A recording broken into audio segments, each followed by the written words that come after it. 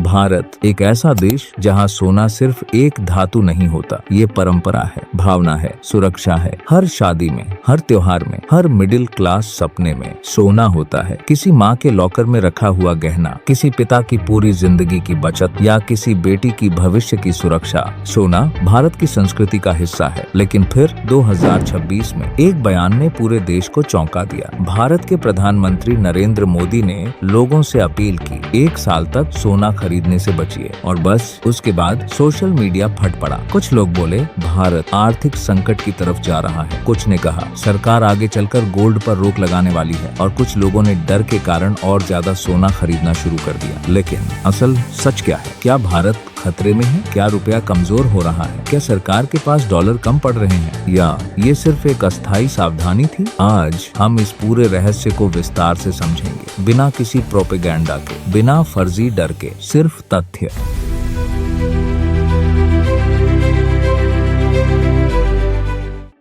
भारत का सोने के साथ रिश्ता हजारों साल पुराना है। प्राचीन राज्य, मंदिर, राजघराने, सोना हमेशा से दौलत और ताकत का प्रतीक रहा है, और आधुनिक भारत में भी ये आदत बदली नहीं। आज भी जब किसी भारतीय परिवार के पास अतिरिक्त बचत होती है तो बहुत से लोग शेयर बाजार या बिजनेस के बजाय सोना खरीदते हैं। क्यों? क्योंकि भारतीयों के दिमाग में एक बात गहराई से बैठी हुई है, सोना कभी धोखा नहीं देता। और सच कहें तो इतिहास देखें तो ये बात पूरी तरह गलत भी नहीं है। युद्ध आए, अर्थव्यवस्थाएं गिरी, मुद्राएं कमजोर हुई, लेकिन सोने की कीमत लंबी अवधि में अक्सर बनी रही। इसीलिए भारत दुनिया के सबसे बड़े गोल्ड उपभोक्ताओं में से एक है। हर साल भारत सैकड़ों टन सोना आयात करता है, और यहीं से समस्या शुरू होती है, क्योंकि भारत इतना सोना खुद पैदा नहीं करता। मतलब जो सोना हम खरीदते हैं उसका बड़ा हिस्सा विदेशों से आता है और भुगतान होता है अमेरिकी डॉलर में। अब यहाँ एक महत्वपूर्ण बात समझना जरूरी है। जब भारत किसी विदेशी देश से कुछ खरीदता है तो भारत को डॉलर खर्च करने पड़ते हैं, चाहे वो तेल हो, इलेक्ट्रॉनिक्स हो या सोना। और अगर आयात बहुत ज्यादा बढ़ जाए तो देश के डॉलर भंडार पर दबाव आने लगता है। सामान्य परिस्थितियों में ये संभाला जा सकता है, लेकिन 2026 में स्थिति सामान्य नहीं थी। 2026 की शुरुआत में मध्य पूर्व फिर से दुनिया का केंद्र बन गया। ईरान, इजराइल और अमेरिका के बीच तनाव बेहद खतरनाक स्तर तक पहुंच गया। मिसाइल हमले, सैन्य चेतावनियां, नौसेना की तैनाती।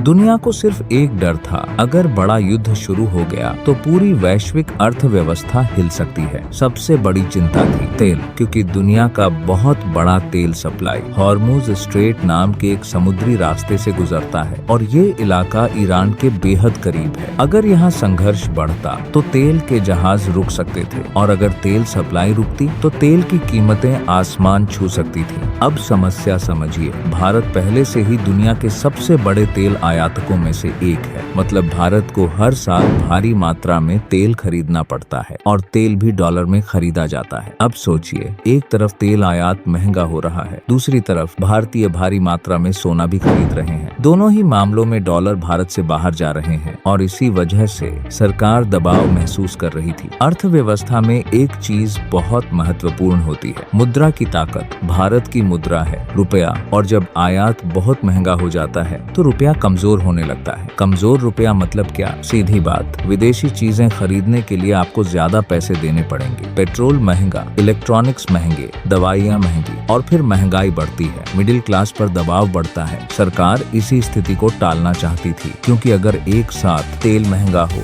डॉलर मजबूत हो, आयात ज्यादा हो और वैश्विक अनिश्चितता भी हो तो अर्थव्यवस्था पर दबाव बढ़ने लगता है। इसी माहौल में मोदी का बयान आया। सोशल मीडिया पर बहुत बढ़ा चढ़ाकर बातें कही गईं। कुछ वीडियो में कहा गया सरकार सोना बंद करने वाली है, कुछ ने कहा बैंकिंग सिस्टम गिरने वाला है, लेकिन सच्चाई इतनी नाटकीय नहीं थी। मोदी ने कानूनी रूप से सोना खरीदने पर रोक नहीं लगाई, उन्होंने सिर्फ एक आर्थिक अपील की। उन्होंने लोगों से कहा अनावश्यक खर्च कम कीजिए, ईंधन बचाइए, गैर जरूरी यात्रा कम कीजिए, और कुछ समय के लिए सोना खरीदना टाल दीजिए। असल में सरकार जनता से सहयोग मांग रही रही थी, क्योंकि जब लोग आयात कम करते हैं तो देश पर डॉलर का दबाव भी कम होता है। ऐसा पहली बार नहीं हुआ। इतिहास में कई सरकारों ने मुश्किल आर्थिक समय में जनता से ऐसी अपीलें की हैं। फर्क सिर्फ इतना था, इस बार मुद्दा सोना था और भारत में सोना सिर्फ निवेश नहीं, भावना है। इसीलिए प्रतिक्रिया भी इतनी बड़ी हुई। अब सबसे बड़ा सवाल, क्या भारत आर्थिक संकट की तरफ जा रहा है? सीधा जवाब, अभी नहीं। कम से कम अभी तक ऐसा कोई सीधा सबूत नहीं है। भारत की अर्थव्यवस्था अभी भी दुनिया की बड़ी अर्थव्यवस्थाओं में गिनी जाती है। विदेशी मुद्रा भंडार भी पूरी तरह खाली नहीं है, लेकिन खतरे वास्तविक हैं। दुनिया अस्थिर है, युद्ध चल रहे हैं, तेल बाजार अनिश्चित है और डॉलर का दबाव भी असली है। सरकार शायद भविष्य की संभावित समस्याओं को पहले से नियंत्रित करना चाहती थी। मतलब ये बयान डर फैलाने के लिए नहीं, बल्कि सावधानी के लिए ज्यादा था। अब एक महत्वपूर्ण बात, क्या इसका मतलब सोने में निवेश गलत है? बिल्कुल नहीं। दरअसल अनिश्चित समय में सोने को हमेशा सुरक्षित निवेश माना गया है। जब शेयर बाजार गिरता है, जब महंगाई बढ़ती है, जब युद्ध होते हैं, तो लोग अक्सर सोने की तरफ जाते हैं। इसीलिए कई विशेषज्ञ कहते हैं संतुलित मात्रा में गोल्ड निवेश सही हो सकता है, लेकिन समस्या तब होती है जब लोग भावनाओं में आकर खरीदारी करते हैं। समाज का दबाव, शादी का दबाव, डर या अफवाहें, इनकी वजह से लोग जरूरत से ज्यादा सोना खरीद लेते हैं और फिर आर्थिक दबाव बढ़ जाता है। शायद सरकार इसी भावनात्मक खरीदारी को कुछ समय के लिए धीमा करना चाहती थी। अगर आप एक सामान्य मिडिल क्लास परिवार हैं, तो सबसे पहले घबराइए मत। सोशल मीडिया की आधी जानकारी खतरनाक होती है। हर वायरल वीडियो सच नहीं होता। दूसरी बात, अपने पैसों की योजना समझदारी से बनाइए। इमरजेंसी फंड रखिए। सिर्फ ट्रेंड देखकर निवेश मत कीजिए। अगर शादी या जरूरत के लिए सोना चाहिए तो व्यावहारिक निर्णय लीजिए, लेकिन सिर्फ इस डर में कि सोना और महंगा हो जाएगा। जल्दबाजी में खरीदारी करना खतरनाक हो सकता है। अपने निवेश को अलग अलग जगह बांटना जरूरी है। सिर्फ एक ही चीज पर निर्भर रहना